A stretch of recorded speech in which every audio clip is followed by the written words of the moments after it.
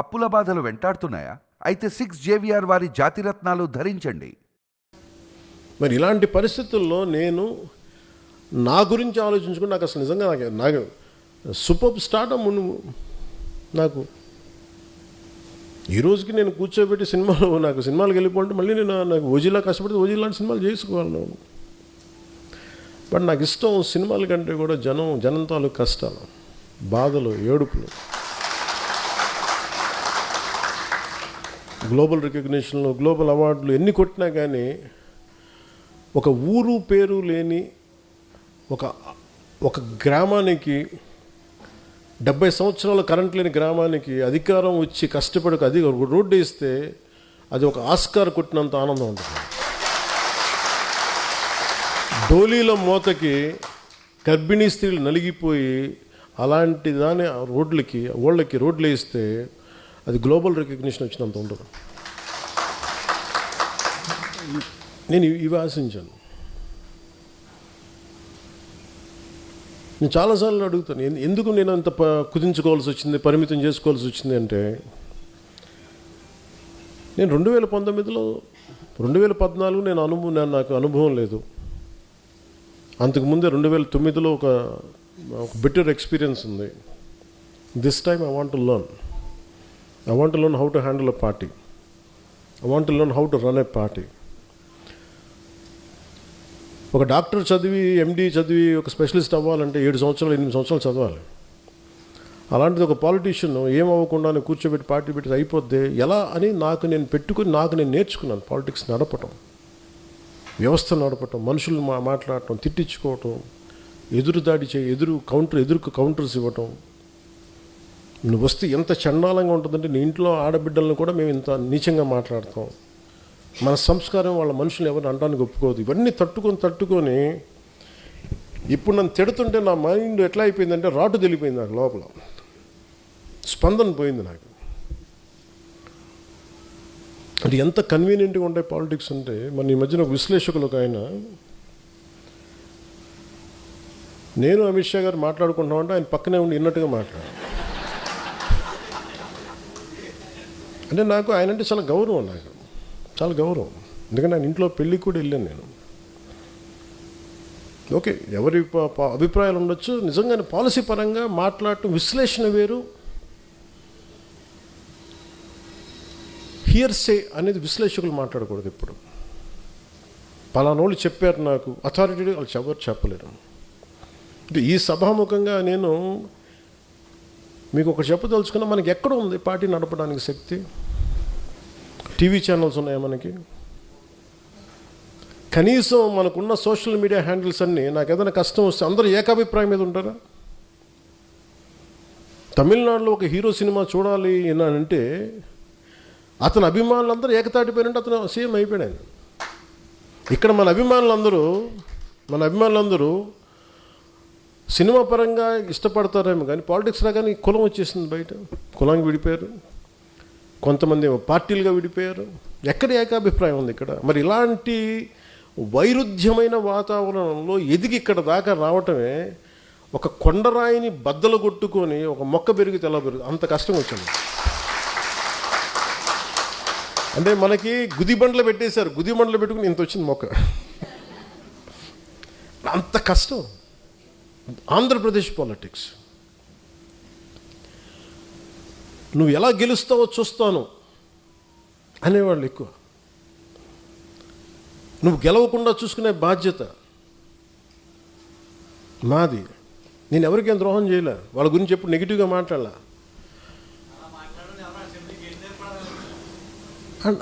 And నాకు ఆశ్చర్యంగా ఉంటుంది. నేను వాళ్ళకి ఏదైనా ద్రోహం చేసి ఒక మాట అని ఉంటే అనుకోవచ్చు. ఉత్తి పుణ్యానికి నా మీద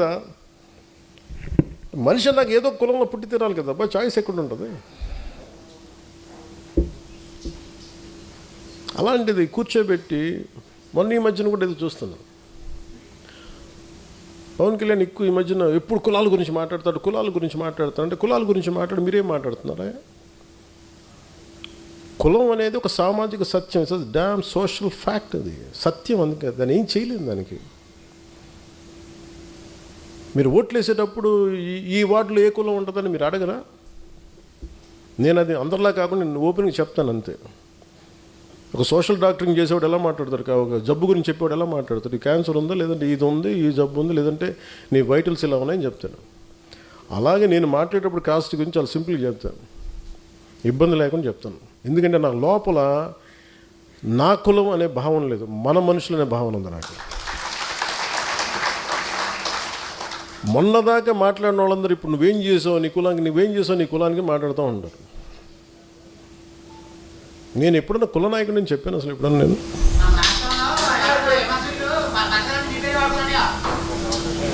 సంతోషం, బతకనివ్వండి.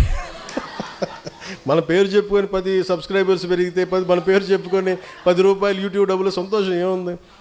మన తిట్టి కూడా డబ్బులు వస్తాయి, మన తిట్టినా కానీ సబ్స్క్రైబర్స్ పెరుగుతారు, పెరగనివ్వండి. అంటే ఇవన్నీ ఎందుకు చెప్తున్నానంటే it is not that easy to run a political party. అలసిపోతాను కదా సార్, కానీ వదలను, అది కూడా ఉంది నాకు. అలా వదలను కాబట్టి ప్రధానమంత్రి గారు నన్ను చూసి ఇష్టపడుతున్నాను.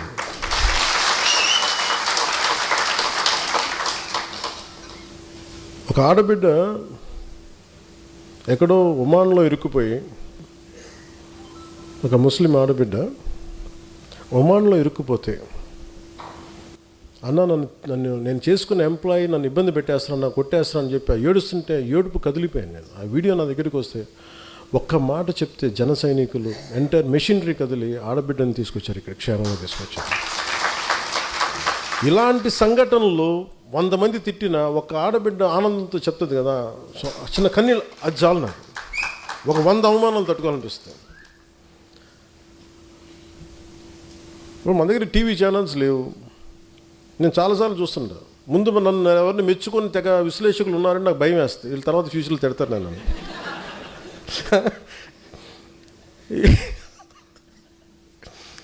సార్ మీ గురించి చాలా మంచి వీడియో చేశారు సార్, అక్కర్లేదు నేను చూడనంట, నా భయం. ఎందుకంటే వీడు తర్వాత తిడతాడు అన్నాడు. అంటే అది ఏమైపోయిందంటే మైండ్ అంత ఒక బ్రూటల్ ఫ్యాక్ట్కి యాక్సెప్టెన్స్ వచ్చేస్తుంది. ఈ మధ్యన మాకు విశ్లేషకులు, మన పేరు మర్చిపోయానండి, ఎవరు ఏమో 2-3 పేరు ఆయన ఏమంటారు, నేను వెళ్ళలేదు చదువు, ఆయన కూడా తిట్టారండి కొద్దిగా. ఏమన్నారు?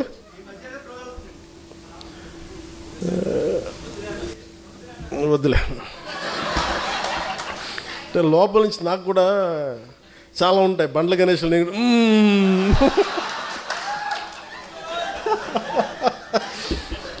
ప్రొడ్యూసర్ బండ్ల గణేష్ ఏమంటాడు కూర్చోబెట్టి లోపల బావులు, అట్లా నేను కూడా ఏదో మాట్లాడాలనుకుంటే వద్దులే వస్తుంది.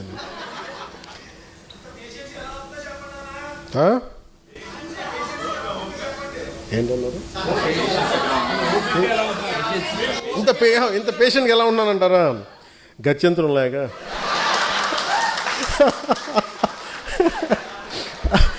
అలాగే ఇప్పుడు విశ్లేషకులు ఏది మాట్లాడుతూ ఉంటే, అంటే ఈ మధ్య ఎక్కువ న్యూస్ అయింది కాబట్టి చెప్తాను, మామూలుగా ఇది పట్టించుకోను. కానీ నేను ఎందుకు మాట్లాడుతాను, ఎవరన్నా సరే అమిత్ షా గారు ఎలాంటి వ్యక్తి? దిగ్విజయంగా 3 సార్లు భారతీయ జనతా పార్టీని అన్ని రాష్ట్రాలు, దాదాపు అన్ని రాష్ట్రాల్లో బోణీ లేని చోట బోణీలు ఖాతాలు తెరిపించి, తమిళనాడు లాంటి చోట ఒక్కొక్క కొట్టలేని ఎల్లలేని రాష్ట్రాలని కొట్టి చూపించి, కేరళ లాంటి చోట toughest home minister after Shri Sardar Vallabhbhai Patel, Shri Amit Shahji most toughest man. But నిజంగా ఆయన నేను చాలా దగ్గరగా చూశాను. నేను ఆయనకి నేను ఏదో చెప్పానంట, ఆయన నన్ను తిట్టారంట. ఇది వీరు విన్నారంట. వీరికన్నా మనోహర్ గారికి తెలిసిన వ్యక్తి మనోహర్ గారు ఆయన చెప్పారంటే వీరు విన్నారంట. నాకు ఏమనిపిస్తుంటే, రోడ్డు మీద వెళ్ళేవాళ్ళు ఎవరో మాట్లాడితే వేరు, ఒక క్రెడిబిలిటీ ఉన్న విశ్లేషకులు ఇలా మాట్లాడితే తప్పదు. ఇప్పుడు నా గురించి కూడా మాట్లాడినాక నన్ను ఎన్నిసార్లు క్యారెక్టర్ అసాసినేట్ చేశారు, ఎన్నిసార్లు నన్ను తిట్టారు అన్నారు, తిమ్మారన్నారు, అవన్నీ పట్టించుకోవాలి. కానీ అమిత్ షా గారి పేరు వినిపిస్తే మటుకు నాకు తప్పు అనిపించింది, అది నేను ఖండించాలనిపించింది. దేనికంటే ఆ స్థాయి వ్యక్తుల్ని, కశ్మీర్ని ఆర్టికల్ 370 రద్దు చేయించి అలాంటి పరిస్థితులను హ్యాండిల్ చేసిన వ్యక్తి, వెస్ట్ బెంగాల్ని అసలు దేశంలో ఉంటుందా లేదా భవిష్యత్తులో ఉన్న దాంట్లో నుంచి దేశాన్ని దాన్ని బయటికి తీసుకొచ్చిన వ్యక్తి, అలాంటి వ్యక్తి గురించి తేలిగ్గా మాట్లాడేస్తే మరి స్థానికంగా ఉన్న ఆంధ్రప్రదేశ్ బీజేపీ నాయకులకి ఎంత బాధ ఉందో నాకు తెలియదు. కానీ ఎందుకంటే ఇద్దరే మాట్లాడారు, అమిత్ షా గారి గురించి మాట్లాడితే. ఇంతమంది ఎమ్మెల్యేలు ఉన్నారు, ఎంపీలు ఒక్కళ్ళు మాట్లాడాల, ఖండించలా. కనీసం ఇది నాకున్న వారికి ఉన్న గౌరవంతో నేను ఖండించాల్సి వచ్చింది. దానికి మీరు స్పందించారు బీజేపీ కంటే, దానికి చాలా మీ అందరికీ మనస్ఫూర్తిగా నా ధన్యవాదాలు తెలియజేసుకున్నాను. వాళ్ళు అనేది ఏంటి మేజర్గా, నేనంట వైసీపీ నాయకుడి గురించి అంటే ఆయనకి జైలుకి వెళ్ళిపోవాలి, అరెస్ట్ చేయాలంటే ఆయన అంటే క్లాస్ తీసుకున్నారు అంటున్నారు. మీరు చెప్పండి, నిజంగా ఒక క్రైమ్ చేసిన వాడిని నేను చెప్పాలా? అంటే ఒకటి జైలుకి వెళ్ళిపోయి ఒకళ్ళకి ఏదైనా అయిపోతే దానివల్ల జనసేన ఎదుగుతాడు, పవన్ కళ్యాణ్ ఎదుగుతాడు. అంత దిగజారుడు మైండ్ సెట్ ఉంది. అసలు దానికోసం పాలిటిక్స్కి వస్తాం? అసలు మీరు పాలిటిక్స్లో మీరు ఎంపీ ఇలాంటి వాళ్ళు ఎవరు పాలిటిక్స్లో లేనప్పుడు కదా నేను వచ్చి రోడ్డు మీదకి వచ్చి ఆ రోజున వైఎస్ రాజశేఖర రెడ్డి గారు ముఖ్యమంత్రిగా ఉన్నప్పుడు కదా నేను నా తుపాకీని సరెండర్ చేసి కదా నేను పాలిటిక్స్కి వచ్చింది. ఏం మాట్లాడతారు మీరు? ఎంత తెగింపు ఉంటే వస్తాం, ఎంత తెగించే గుణం ఉంటే వస్తాం పాలిటిక్స్కి. అలాంటి నేను కూర్చోబెట్టంటే వైసీపీ నాయకుడు అంటే ఆయన జైలుకి వెళ్ళాలని చెప్పానని ఈయన ఊహించుకొని చెప్తారు. అదో పెద్ద న్యూస్ అది. మరి మీరు అందరికీ కళ్ళుకి ఏం కనిపించట్లేదండి? మీ అందరికీ సమస్యలు కనిపించట్లా? ఎంతసేపు వైసీపీ నాయకుడు జైలును ఇవేనా? నేను వెళ్ళి ప్రధానమంత్రి గారితోటేను అమిత్ షా గారితో మాట్లాడితే ఇవే కనిపిస్తాయా? ఇంకేం ఉండవు మాకు సమస్యలు? దేశ భవిష్యత్తు గురించి మాట్లాడమా? ఆంధ్రప్రదేశ్ అభివృద్ధి గురించి మాట్లాడమా? కూర్చోబెట్టి వీళ్ళని జైల్లో పెట్టండి, వాళ్ళని జైల్లో తీయండి, వీళ్ళ నడుంకి బెల్ట్ కట్టేయండి, వాళ్ళ గురుజులు ఇవే చెప్తాం చిన్నాలి. ఆయన వాళ్ళకి చెప్పాలా? వ్యవస్థకి నేను చెప్పాలా? ఏసీబీ కోర్టులోనూ వాళ్ళకి క్రైమ్స్ లేవా? రిజిస్టర్ అవ్వలేదు, వాళ్ళు కోర్టులకు వెళ్ళవు, కోర్టులు పనిచేయట్లేదు, కోర్టులకు మేము చెప్పాలా? సుప్రీంకోర్టు జడ్జిలకు తెలియదా ఎవరు నేరం చేశారు, ఎవరు చేశారని తెలియదా? మేము చెప్పాలా? ఇది నన్ను ఇన్సల్ట్ చేయడం కాదు, అమిత్ షా గారిని ఇన్సల్ట్ చేయడం కాదు, వ్యవస్థని అవమానపరచడం. నేను ఎందుకు పట్టించుకోనంటే Newton's third law, for every action there is an equal and opposite reaction. చర్యకి ప్రతిచర్య ఉంటుంది. కర్మ వదలదు ఎవరిని, కర్మ ఎవరిని వదలదు. ఎవరు చేసిన పనులు వాళ్ళు తగులుతాయి అంతే. అది మంచి కావచ్చు, చెడు కావచ్చు.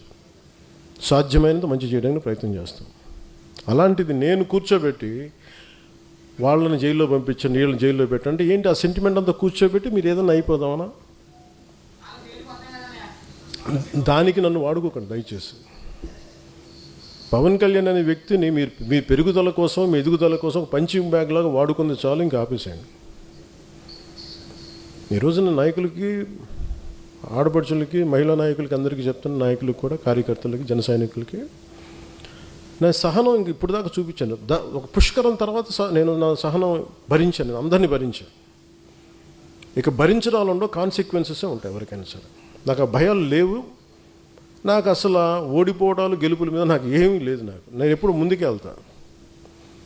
అంతేగాని కూర్చోబెట్టి వీళ్ళనంటే ఈ మాట అంటే ఓట్లు పోతాయండి, వాళ్ళనంటే ఇది పోతుందండి, ఆ భయాలు చేసేసే దేశాన్ని ఇక్కడ దాకా పట్టుకొచ్చారు అందరూ.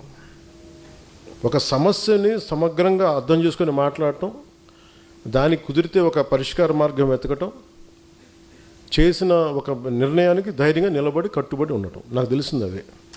అది ఎక్కడి దాకా తీసుకెళ్తే అక్కడి దాకా తీసుకెళ్ళాను. అంతేగాని కూర్చోబెట్టి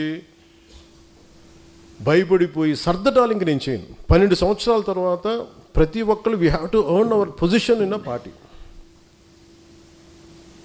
అలాగే జనసేన మీద ఉట్టిన కూర్చొని దారిని పోయి ప్రతి ఒక్కడు రాళ్ళేద్దామంటే, నేను మీకు ఈరోజు నీ సభాముఖంగా, రాజమండ్రి సభాముఖంగా మీకు మాట చెప్తున్నాను, తెలియజేస్తున్నాను కదా. దానికి తగ్గ కాన్సిక్వెన్సెస్ అయితే ఉంటాయి. ఎందుకంటే ఇది దీన్ని మీరు తర్వాత నన్ను తిట్టుకోండి తిమ్ముకోండి, కానీ నాకు కోపాలు ఉంటాయి కదా, నాకు బాధలు ఉంటాయి కదా, నేను మనిషినే కదా. అంటే మీరు ఇష్టానికి వెళ్ళిపోయి ఒక కొట్టేసి వెళ్ళిపోతే మేము నవ్వుకుంటూ వెళ్ళిపోతే భరిస్తూ ఉంటామా? అంటే ఇన్షర్ట్ వేసుకొని లేదంటే తెల్ల జుబ్బా తెల్లాలు చేసుకుంటే మా గుండెల్లో ఏడుపులు ఉండవా? మా గుండెల్లో కన్నీళ్ళు ఉండవా? మా గుండెల్లో మా కడుపు మంట ఉండదా? మీకైనా కష్టాలు కన్నీళ్ళు? మీరు ఎవరినైతే అనేసి వెళ్ళిపోవచ్చు, మేమేమో ఎవరిని అనకూడదా? కౌంటర్స్ కూడా ఇవ్వకూడదు, భరించాలా? దేనికి? మేము రాజకీయాల్లో ఉన్నామన్నా, అంతకుముందు మేము యాక్టింగ్లో ఉన్నామన్నా, అంటే పేరు ప్రఖ్యాతులు మేము చేసుకున్న తప్పు, మేము వచ్చింది మాకైనా శిక్ష అది. రోడ్డును పోయి ప్రతి ఒక్కడు ఇట్లా అంటామంటే మేము ఎందుకు కూర్చుంటాం, ఎందుకు భరిస్తాం? మేము భరించినంతకాలం భరించాం. చాలా కాలం చెప్పాను, చాలా సంవత్సరాల క్రితం చెప్పాను, భరిస్తాం, సహిస్తాం, అవసరమైతే తాట తీస్తాం అని. ఇది నేను సరదాగా చెప్పలా, అదేదో సినిమా డైలాగులుగా చెప్పాలి. నాకు ఉన్న చిరాకు విసుగు, ఎందుకంటే చాలా సగటు మనిషి కోపం నాది. భరించి భరించి భరించి ఎంతకాలం భరిస్తాం? దేనికైనా హద్దు పద్దు ఉండదు ఎవరికైనా. కొన్ని టీవీ ఛానల్స్ ఉంటాయి, వాళ్ళు బెదిరిస్తూ ఉంటారు. ఇప్పుడు మొన్నేదో సివిల్ సప్లైస్ గురించి ఏదో న్యూస్ వస్తుంటే విచిత్రమైన, ఇందాక చెప్పాను కదా, బయట డోర్ తెరవడు, మనకి లోపల డోర్ తెరుస్తాడని. ఒక జనసేన నాయకుడు ఇంకో జనసేన నాయకుడు ఆ టీవీకి లీడ్ ఇచ్చాడు. నాకు అది కూడా తెలుస్తూ ఉంటుంది. ఏం మాట్లాడదాం? సివిల్ సప్లైస్ ఏదో రైస్ ఇట్లా ఉంది, అది ఇదని మాట్లాడితే నాకు ఆశ్చర్యం కలిగింది. ఎప్పుడైనా సరే ఎదుట శత్రువుతో యుద్ధం చేద్దామని మనం వెళ్తుంటే పక్కన వాళ్ళు పొడి చేస్తూ ఉంటే ఎక్కడ ముందుకు వెళ్తాం? ఒక అడుగు తీసి 10 అడుగులు వేద్దామంటే 2 అడుగులు వెనక్కి లాగేస్తుంటారు మన వాళ్ళే. అందుకని ఇంక నేను ఇప్పటిదాకా నేను పార్టీ పగ్గాలు పూర్తిగా ఎందుకు తీసుకోలేదంటే, నాకు అనుభవాలతో రాటు తేలిన సమూహం వచ్చేవరకు నేను వెయిట్ చేద్దాం. పుష్కర కాలం వెయిట్ చేశాను. పుష్కర కాలం తర్వాత మీ అందరికీ అనుభవాలు వచ్చినాయి. ఒక ఐడియాలజీని నమ్మితే దాన్ని ఎక్కడి దాకా పట్టుకురాగలం మీకు చేసి చూపించారు. ఇప్పటి నుంచి పార్టీకి సంబంధించిన కార్యాచరణ చాలా బలంగా ఉంటుంది, చాలా చాలా చాలా బలంగా ఉంటుంది. ఎందుకంటే నేను ఇంకా నాయకులు తప్పులు కానీ ఎవరైనా సరే నేను ఉపేక్షించాను, నేను పబ్లిక్గా చెప్పేస్తాను. ఎందుకంటే మీరు పబ్లిక్గా మీ ఇష్టాలకి మీరు మాట్లాడేస్తున్నప్పుడు నేను మిమ్మల్ని కూడా నుంచోబెట్టేస్తాను, కార్యకర్తల ముందు నుంచోబెట్టేస్తాను. ఒక కార్యకర్త తప్పు చేస్తే మిగతా కార్యకర్తలు కూడా దాన్ని కరెక్ట్ చేసుకోవాల్సిందే. మనందరం కలిసి ఒక తాటిపైన నడుద్దామంటే అందరికీ బాధ్యత లేకపోతే, మటుకు ఏకాభిప్రాయం లేకపోతే మీరు ఉండొద్దు దీంట్లో, సంతోషంగా వెళ్ళిపోయి నాకు ఇబ్బంది లేదు.